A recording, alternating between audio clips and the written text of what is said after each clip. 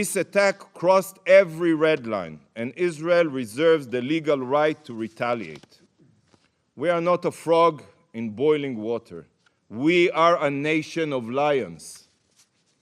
Following such a massive and direct attack on Israel, the entire world, let alone Israel, cannot settle for inaction. We will defend our future. Colleagues, from the moment I began my tenure here, in every speech and in countless letters, I rang the warning bell regarding Iran. I called on this Council to take concrete action against the Ayatollah regime.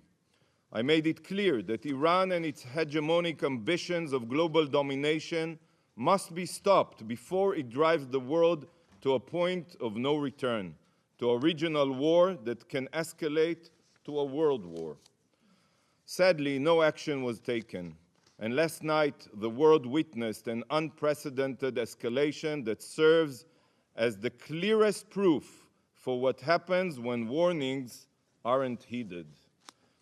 Israel is not the boy who cried wolf.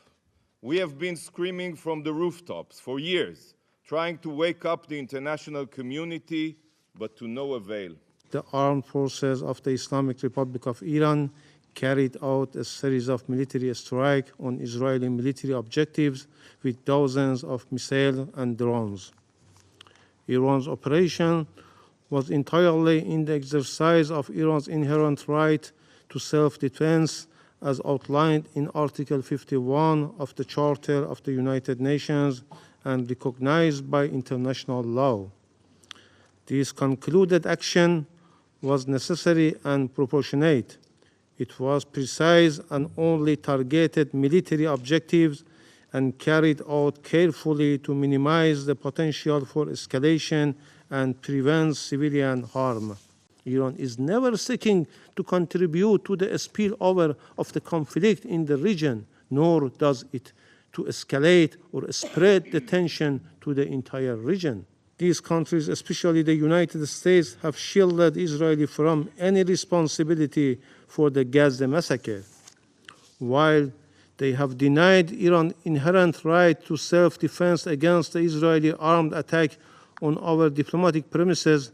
At the same time, they shamefully justified the Israeli massacre and genocide against the defenseless Palestinian people under the pretext of self-defense.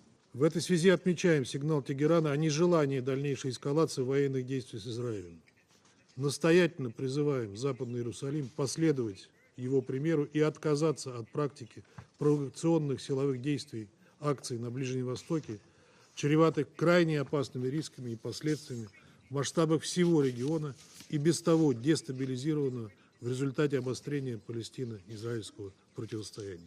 伊朗方面表示，有关军事行动系对以色列袭击伊朗驻叙利亚外交馆舍的回应，有关问题至此可视为已解决。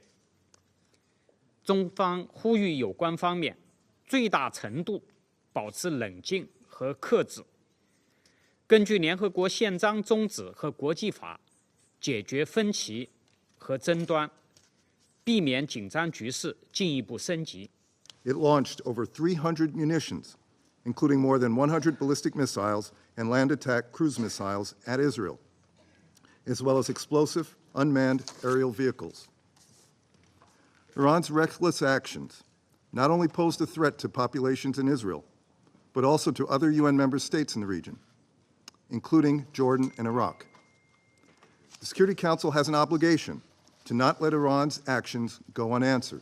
In the coming days, and in consultation with other member states, the United States will explore additional measures to hold Iran accountable here at the United Nations.